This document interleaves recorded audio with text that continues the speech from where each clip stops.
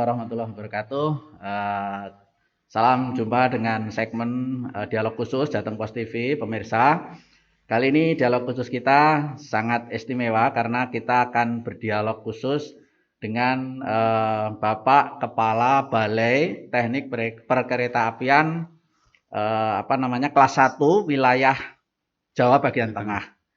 Kami sedang bersama Bapak Putu Sumarjaya MSc.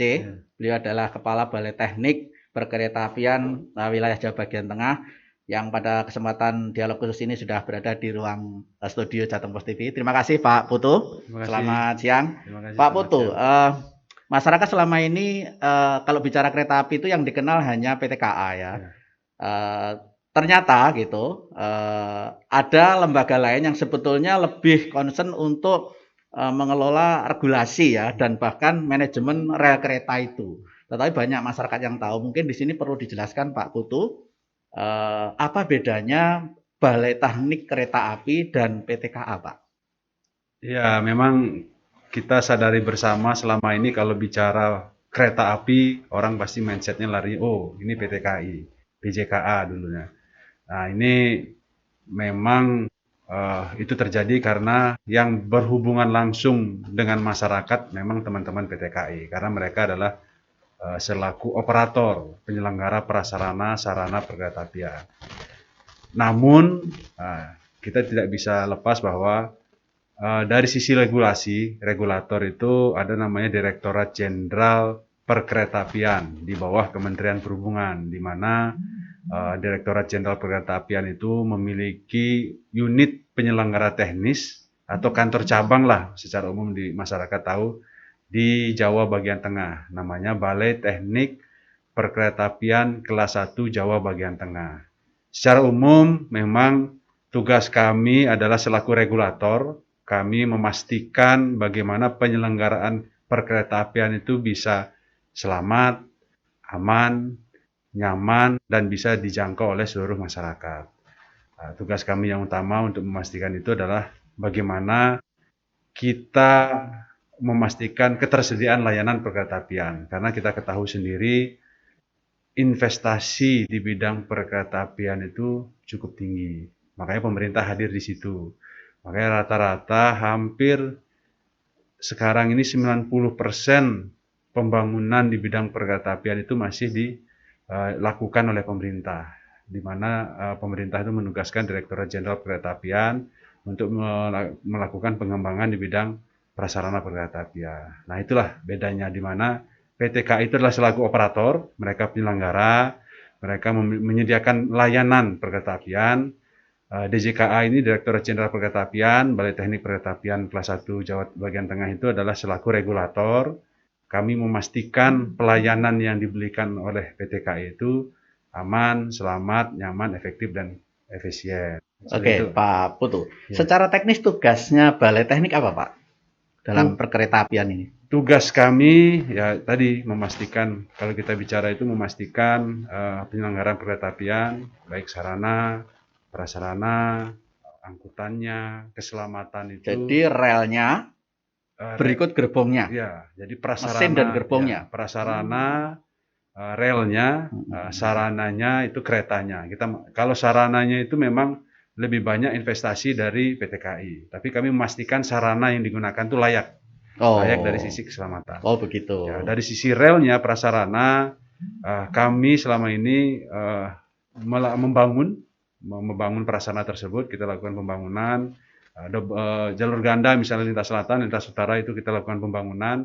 Asetnya pun masih dimiliki oleh pemerintah melalui Direktorat Jenderal Perkeretaapian yang diselenggarakan oleh PT KAI. PT KAI menyelenggarakan prasarana tersebut. Oh, jadi berbeda ya, prinsipnya itu berbeda ya. Jadi tidak segala sesuatu yang terkait dengan perkeretaapian itu pasti PT KAI enggak ya. Karena justru sebetulnya pemirsa Jateng Pos TV kita baru tahu bahwa sebetulnya PT KAI yang selalu kita pahami itu di situ sebagai operator saja ya. Sebagai operator yang mengelola layanan kereta api ya. Tetapi di balik itu semua sebetulnya jalur kereta api, kemudian tentang kondisinya, manajemennya, kelayakannya, pengembangannya itu justru ada di tangannya Balai Teknik Perkeretaapian. Ini berbeda ya. Yang bekerja di bertanggung jawab pada Direktorat Jenderal Perkeretaapian Dinas Perhubungan, Kementerian Perhubungan ya. Oke, Pak Putu. Selama ini Balai Teknik Kereta Api Jawa Tengah ini memangku atau mengelola wilayah mana saja, Pak? Kalau kita Daop-daopnya wilayah mana? Secara administrasi itu kita di 2 provinsi, Provinsi Jawa Tengah dan Yogyakarta. Di Daop kita Daop 4 Semarang, Daop 5 Purwokerto, Daop 6 Jogja. Jadi kita wilayah kerja itu kita berkolaborasi dan berkoordinasi dengan 6 Daop. Wilayah prasarana kita cukup banyak, ada sekitar 1.200 sampai 1.300 km lah jalur kereta api yang aktif. Stasiun juga banyak sekali, apalagi Jawa Tengah ini kalau kita lihat memang banyak tujuan-tujuan utama menggunakan jalur kereta api. Jadi cukup luas kami, Pak, yang kami sekarang yang menjadi wilayah kerja kami, Jawa Tengah secara provinsi maupun di Yogyakarta. Oke, jadi melingkupi 3 Daop ya, Daop 4 Semarang, Daop 5 itu Purwokerto ya, Daop 6 adalah Yogyakarta yang meliputi 2 wilayah provinsi, Jateng dan Yogyakarta. Ini termasuk jalur kereta api yang cukup panjang juga ya, Pak. Ada berapa kilometer, Pak, yang aktif jalurnya? Sekitar 1.200 sampai 1.300 km, Pak, yang aktif. Itu aktif ya? Aktif. Yang tidak aktif sekitar 800. Jadi total itu sampai 2.200 lah, aktif maupun tidak aktif. Ini yang tidak aktif ini kita pelan-pelan sesuai dengan rencana strategis Kementerian Perhubungan. Ini kita akan kembangkan, kita reaktivasi kembali. Di samping juga kita akan mengembangkan jalur-jalur baru, terutama untuk mendukung kawasan strategis pariwisata nasional, misal KSPN Borobudur, maupun kita mendukung kawasan-kawasan ekonomi khusus seperti kawasan industri terpadu Batang, maupun wilayah-wilayah lain yang memang sudah ada di RPJMN maupun di Rensera Kementerian Perhubungan.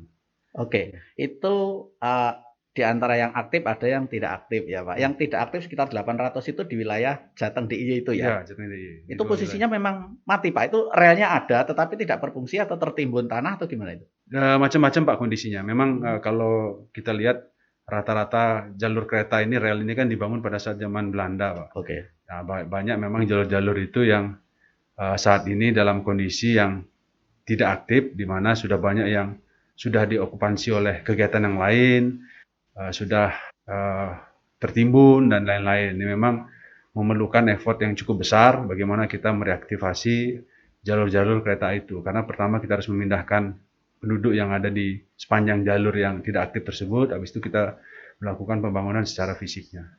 Tetapi relnya masih ada ya? Tidak rusak, tidak hilang ya? Sebagian besar ada, tapi sebagian besar juga sudah hilang, Pak. Ini memang tantangan, Pak, karena ya, di kita itu apalagi jalur-jalur kereta ini kan banyak yang sudah melewati daerah-daerah pemukiman padat. Jadi ini kalau kita pindahkan memang agak memerlukan effort yang besar ya.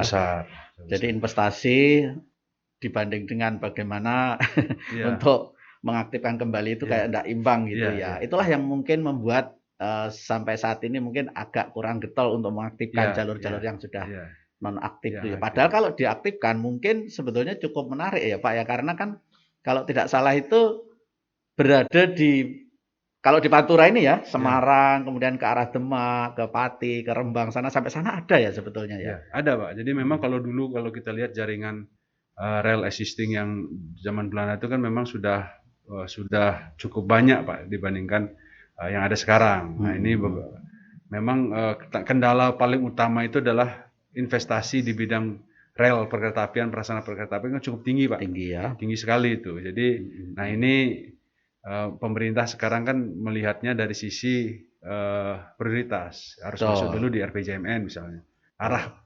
Arahnya seperti apa? Misalnya seperti yang saya sampaikan tadi, kita sekarang prioritaskan itu bagaimana perkeretaapian itu dapat mendukung tadi kawasan strategis pariwisata nasional, bagaimana mendukung kawasan industri yang sedang dikembangkan, sehingga nanti kawasan-kawasan itu bisa didukung oleh prasarana perkeretaapian yang cukup handal. Oke, Pak Putu. Kalau misalnya nih kita membayangkan untuk pengembangan KSPN ya, Borobudur misalnya objek wisata itu kan, itu nanti kalau memungkinkan untuk ke arah sana itu dibangun baru atau mengaktifkan rel yang sudah ada yang belum aktif ke sana itu?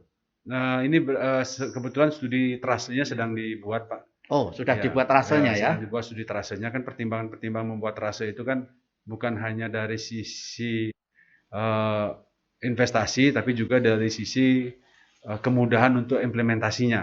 Nah, nanti kan dilihat mana yang paling efektif dan efisien. Kita juga lihat yang rute-rute mana yang potensi demand yang akan didapat tuh besar seperti itu, Pak. Ini sedang dikaji, Pak, trasenya. Rasanya Ya, sedang tapi dikaji yang ya. pasti menggunakan jalur kereta yang sudah ada, tinggal nanti tambahan untuk menuju ke Borobudurnya Borobudur seperti itu. ya.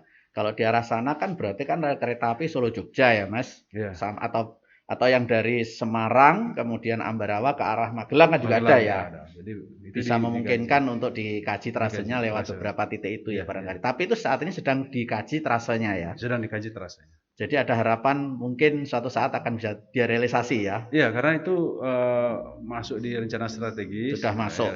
Tinggal nanti keputusan pimpinan seperti apa berdasarkan kajian-kajian yang sedang dibuat. Apalagi sekarang kan kita sedang menyelesaikan kereta api akses Bandara Yogyakarta International Airport, Pak. Ini progresnya sudah 85%, ini sedang kita selesaikan. Yang di Kulon Progo itu. Di Kulon Progo, itu nanti. Itu sudah dimulai pembangunannya rel kereta dari Jogja ke arah Kulon Progo. Ya, jadi sebagian besar memang menggunakan rel existing, tapi kurang lebih dari Kedundang itu stasiun Kedundang kurang lebih sekitar 6 kiloan kita membangun trase baru, jalur baru, dia elevated, Pak. Jadi elevated dia di atas. Nah, ini sudah progresnya 85%. Kita harapkan sekitar bulan Agustus ini sudah beroperasi. Nah, ini salah satu upaya kita mendukung Yogyakarta, pariwisata Jogja. Karena dengan adanya jalur kereta tersebut nanti waktu tempuh yang dari Jogja ke Kulon Progo hanya sekitar ya mungkin 40-an menit lah. Ya. 40 menit. Jadi termasuk ini kan luar ke biasa. Magelang, ke Borobudur nanti ya. Ya, jadi kan mempersingkat waktu juga untuk ke Magelang dan Borobudur. Itu sangat menarik, Pak, karena kan apapun kegiatan kita itu ekonomi maupun pariwisata itu nomor satu adalah moda transportasinya ya.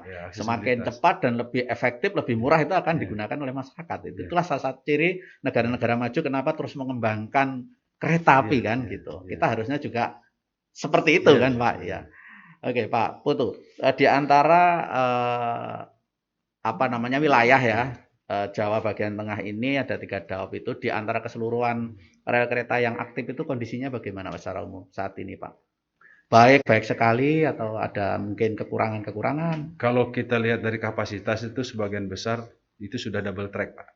Oh ya, double track. Karena mungkin ada beberapa lintas yang memang yang belum, seperti Semarang Solo mungkin, terus yang dari arah Tegal ke bawah, Tegal Prupuk ke bawah itu juga masih single. Tapi secara umum memang kondisinya bagus, Pak. Memang ada beberapa titik-titik rawan yang perlu kita waspadai, seperti kemarin kejadian yang di Linggapura itu, di mana ada salah satu jembatan yang memang umurnya cukup tua, itu terkena stressing atau gogosan aliran sungai waktu hujan yang menyebabkan terganggunya perjalanan kereta api. Nah, ini yang perlu kita waspadai. Tapi secara umum kondisi prasarana di wilayah Jawa bagian tengah ini memang cukup bagus karena seperti double track ini kan baru saja kita selesaikan kemarin di 2019-2020 lah. Jadi secara kapasitasnya sudah cukup baik. Double track kalau wilayah tengah itu mana aja, Pak? Double track itu kalau lintas utara sudah ya. Lintas selatan sudah, yang belum itu yang itu, Pak. Semarang Solo ya. Semarang Solo, Tegal bawah ke Tegal Krupuk, tapi itu yang belum. Ini kita sedang usulkan seperti Semarang Solo ini kita akan mulai tahun ini, Pak. Akan mulai tahun ini 2021 ya. Ini di bulan Juli ini kita akan coba mulai konstruksi Semarang Solo fase 1 dari Solo Balapan sampai dengan Kalioso. Nanti kita bisa harapkan nanti berlanjut dari Kalioso, Gundi sampai di Semarang. Oke, itu targetnya kapan selesai, Pak? Kalau di fase 1 ini kita target 2023, Pak. Oh. Ya, di samping nanti kita menyelesaikan salah satu permasalahan yang ada di Simpang Joglo. Oke. Simpang Joglo yang ada di Solo itu kan salah satu permasalahan, itu kita akan buat elevated track di sana sehingga nanti gangguan perjalanan kereta api yang akibat crossing antara kendaraan di jalan dengan kereta api itu bisa dihindari seperti itu. Oke, terima kasih Pak Putu Sumarjaya MSc, Kepala Balai Teknik Perkeretaapian kelas 1 wilayah Jawa bagian Tengah. segmen 1 ngobrol kita atau dialog khusus kita tentang kereta api sudah kita lewati. Sementara kita beri kesempatan komersial break yang mau lewat ini.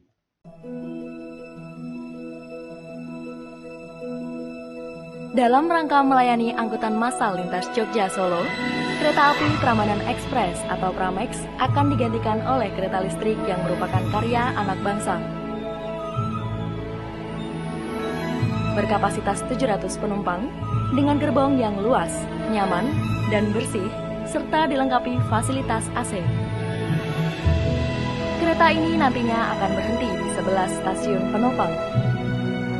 Dengan kecepatan hingga 90 km per jam, ditambah dengan layanan e-ticketing yang dapat mempermudah perjalanan.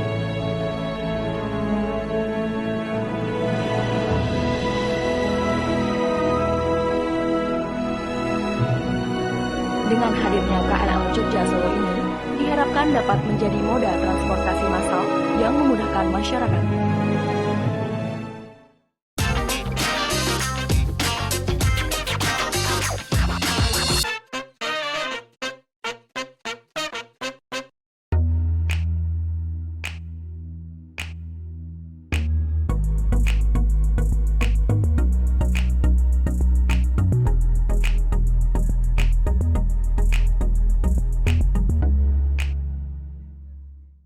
Oke, pemirsa Jateng Pos TV, kita melanjutkan dialog khusus kita untuk segmen 2. Kali ini dialog khusus Jateng Pos TV masih bersama Bapak Putu Sumarjaya MSc. Beliau adalah Kepala Balai Teknik Perkeretaapian kelas 1 bagian untuk wilayah Jawa bagian tengah ya. Kita berdialog khusus tentang tema perkeretaapian ya. Tentang tema perkeretaapian yang selama ini masyarakat sudah kenal dan masyarakat menikmati layanan kereta api yang semakin bagus itu ya. Ternyata di balik itu semua ada bapak-bapak atau lembaga yang secara khusus menangani tentang manajemen kereta api ini. Pak Putu, kita lanjutkan ngobrol kita Pak Putu bahwa mungkin selama mengelola 3 daop ya wilayah Jawa bagian tengah ini adakah kendala-kendala dalam memanage tentang rel kereta api itu Pak? Mungkin kendala internal, kendala eksternal, mungkin barangkali Pak bisa dijelaskan supaya masyarakat juga tahu. Kendalanya jangan-jangan juga karena faktor eksternal masyarakat gitu ya?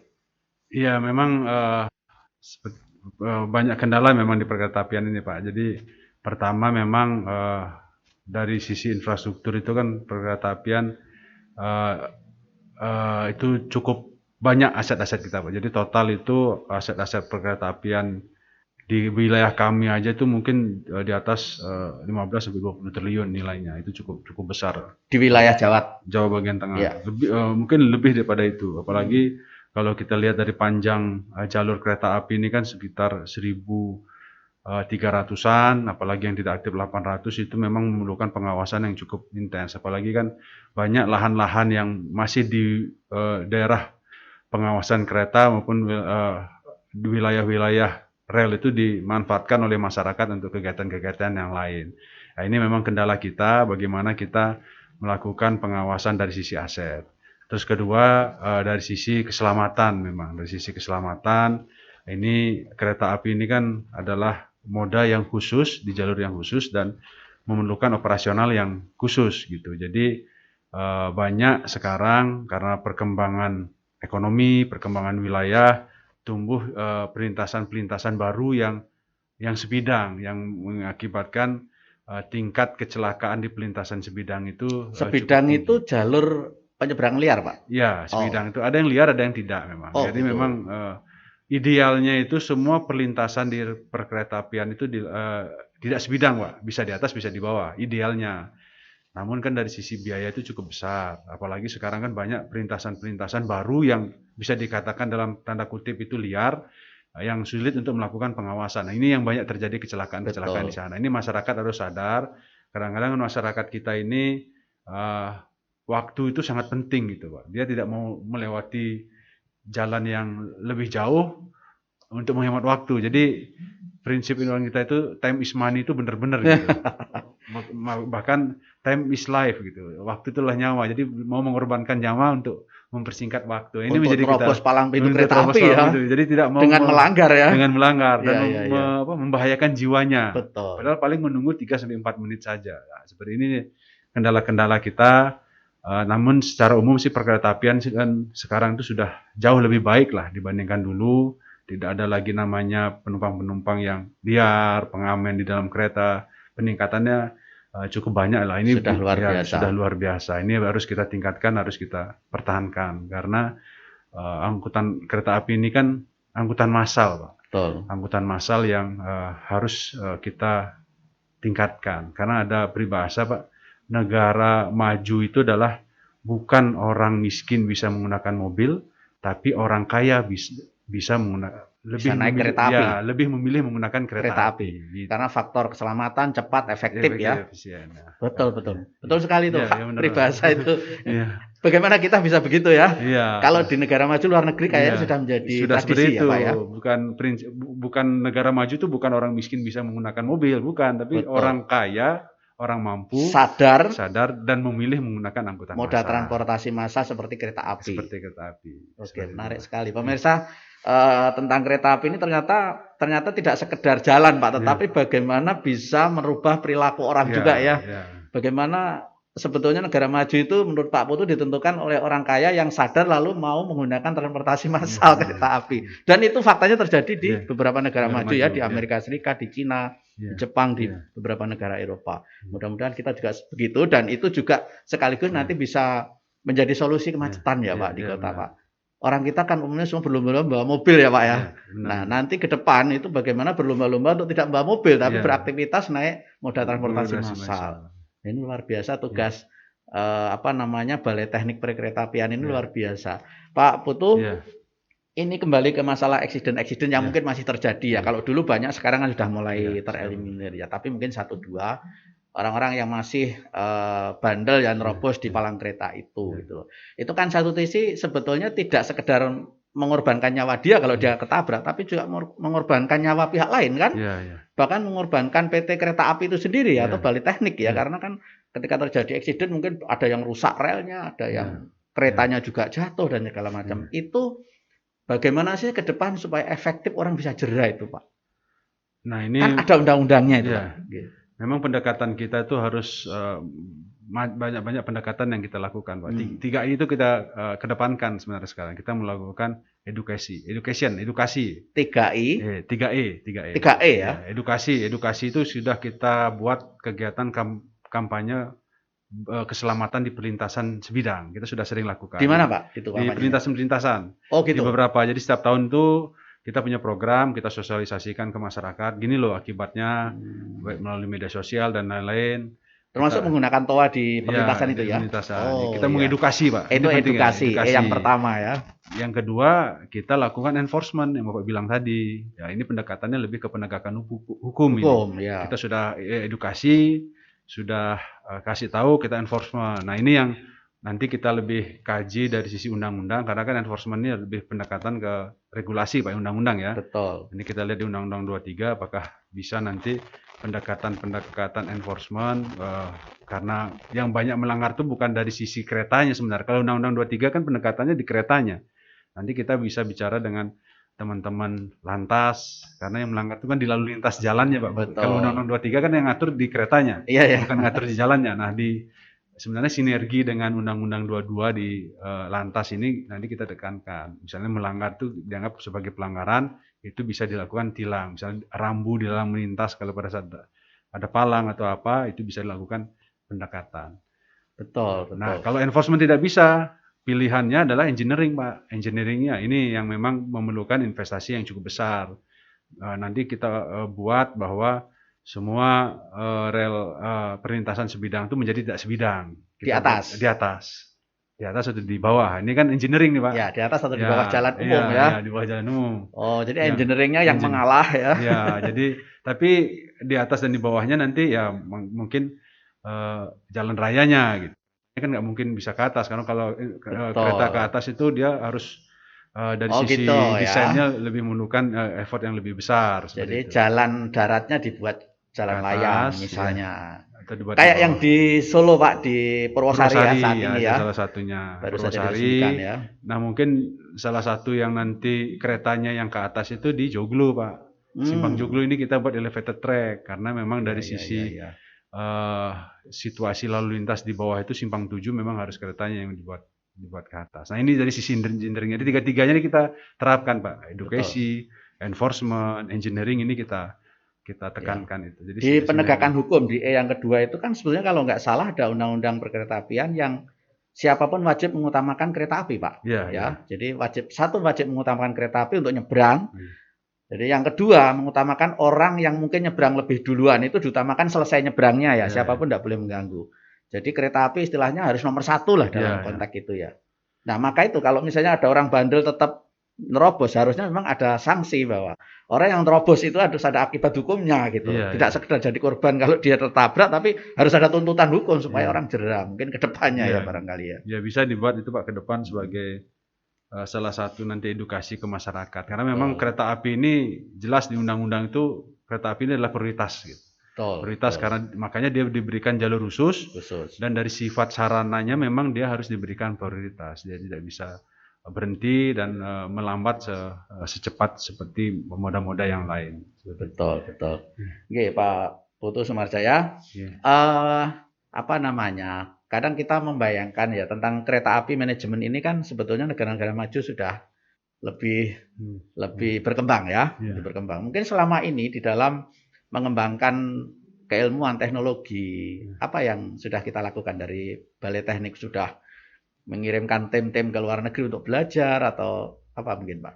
Khususnya di wilayah tengah ini. Iya, jadi dari sisi SDM memang SDM kita cukup berkompeten di bidang perkeretaapian Pak. Jadi banyak SDM kita yang memang sudah baik diklat pendek, short course itu sudah ke Cina, ke Prancis beberapa kali yang memang program utamanya yang menyelenggarakan di pusat Pak. Kita kan punya Badan Pengembangan Sumber Daya Manusia Perhubungan. Pusat ya, nginduk di situ ya. Di situ. Kalau program kita khusus kan kita hanya OPT yang memang fokus di tugas-tugas yang diberikan kepada kita.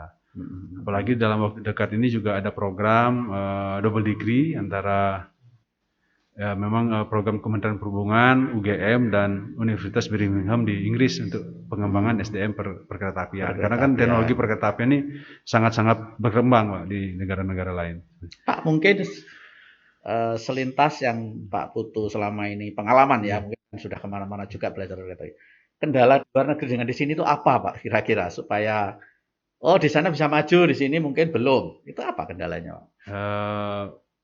Di luar negeri itu memang mereka sudah melakukannya terlebih dahulu Pak. Mereka lebih cepat memang dari sisi teknologi. Kalau kita lihat di contoh di Jepang, Cina itu kan teknologi kereta cepat itu sudah masif. Betul, kita baru cepatnya terutama. Ya kita baru melakukan pembangunan untuk di Jakarta Bandung kan. Kedua rata-rata keretanya sudah elektrifikasi. Kalau kita elektrifikasi kan baru di wilayah Jabodetabek, kita di Jogja Solo yang memang di luar Jabodetabek. Nah ini yang memang ketertinggalan ini harus kita kejar. Apalagi pertama memang dari sisi pendanaan, investasi kereta ini kan luar biasa Pak, luar biasa. Contoh kita membangun Jogja Solo elektrifikasi itu sepanjang kurang lebih 50-60 kilo itu investasinya hampir 1,2 triliun, kan luar biasa Pak. Nah ini bagaimana kita mendorong sebenarnya pendanaan alternatif. Ini yang belum muncul di kita sebenarnya.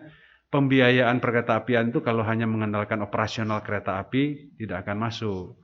Makanya di luar negeri itu kan mengenal namanya transit oriented development Pak. Jadi kereta api itu adalah bukan hanya menyelenggarakan kegiatan perkeretaapian, namun misalnya di situ ada di setiap stasiun dibangun pusat perbelanjaan yang luar biasa, di situ dibangun apartemen dan lain-lain yang secara tidak langsung itu sebagai pengembalian untuk pengoperasian perkeretaapian. Ini kan menarik investasi Pak. Betul. Kalau hanya mengandalkan pemerintah kan agak sulit. Nah ini yang bisa mengejarkan backlog lah istilahnya. Backlog itu jadi kita target misalnya 1 tahun tuh membangun 300 km jalan kereta misalnya. Sedangkan dari sisi pendanaan hanya bisa 100, 200 ini ya harus mencari pendanaan alternatif. Pihak ketiga yang investor. Memang di samping itu juga dari sisi pembebasan lahan, ini mungkin infrastruktur rata-rata seperti itu.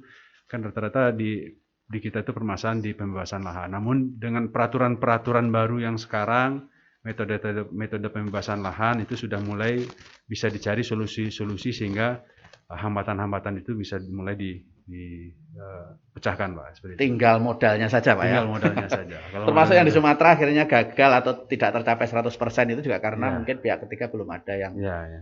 tertarik Beda untuk dengan investasi jalan ya. tol, mungkin pengembalian investasinya lebih mudah Pak. Kalau jalan Lebih tol cepat kan ya. prasarananya dibangun, sarananya sudah ada sendiri kendaraan kan. Betul. Kalau kereta, relnya harus dibangun, Betul. keretanya juga harus dibeli, sistem operasional juga harus disiapkan. Seperti itu. Oke. Ya, jadi pemirsa Jateng Pos TV, semakin menarik dialog khusus kita tentang kereta api bersama Pak Putu Sumarjaya MSc. Beliau adalah Kepala Balai Teknik Perkeretaapian kelas 1 wilayah Jawa bagian tengah yang berkantor pusat di Semarang ya Pak ya.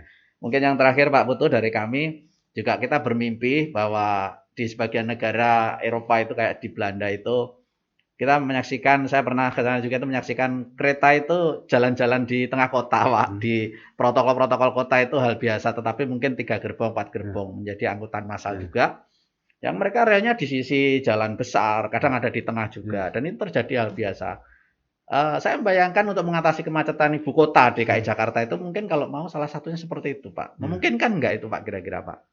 Bisa saja Pak, apalagi kan model-model kereta api seperti itu kan banyak. Kita mengenal dulu namanya tram. Tram kan di ibu kota kita dulu dan mungkin di beberapa kota di Indonesia itu sudah ada sebenarnya tram-tram itu. Bukan hal yang baru di Indonesia. Cuman ini yang memang harus kita kembalikan kembali karena dulu kan rezim yang diprioritaskan adalah jalan raya di mana 90% pergerakan orang dan barang kan sekarang di jalan Pak. Jadi ini kita mulai dorong angkutan perkotaan yang memang kota-kota besar. Seperti Jakarta kita sudah membangun LRT, terus sekarang ada namanya ART Pak, Autonomous Rail Transit gitu. Jadi kalau nggak salah itu dia dari sisi investasi prasarana dia tidak terlalu mahal, menggunakan jalur jalan existing, itu pun kapasitasnya sama dengan LRT, namun dari sisi pengoperasian dan dari sisi investasi lebih mudah. Ini salah satu target yang akan dikembangkan itu Semarang salah satu. Semarang, malah Jogja, Semarang ya? Semarang, Jogja, Surabaya. Nanti tinggal kajian-kajian teknis dari pusat seperti apa. Karena ini direncanakan ini Pak, kembali lagi kalau kita bicara angkutan perkotaan di kota-kota besar itu kan kita anggap itu sudah visible, layak untuk dibiayai oleh pendanaan alternatif investor tadi. Tinggal nanti pemerintah misalnya memberikan support dari sisi jaminan, dari sisi kemudahan-kemudahan dan dari sisi support-support yang lain. Seperti itu Pak. Oke, terima kasih Pak Putu. Mungkin ada pesan-pesan yang perlu disampaikan kepada masyarakat tentang kereta api? Kalau pesan kami ya itu masyarakat kami harapkan tetap meningkatkan keselamatan di perlintasan sebidang, patuhi peraturan, patuhi rambu-rambu dan sinyal-sinyal yang ada di perlintasan sebidang sehingga kecelakaan perkeretaapian itu dapat kita cegah dan dapat kita turunkan. Mungkin itu pesan-pesan kami untuk masyarakat. Oke, terima kasih Pak Putu Sumarjaya MSc. Beliau adalah Kepala Balai Teknik Perkeretaapian kelas 1 bagian Jawa wilayah Tengah. Segmen 2 dialog khusus kita tentang kereta api sudah kita lalui. Semoga bermanfaat buat masyarakat kita semuanya. Saya Bejan Saitan, Jateng Pos TV, undur diri. Assalamualaikum warahmatullahi wabarakatuh. Waalaikumsalam.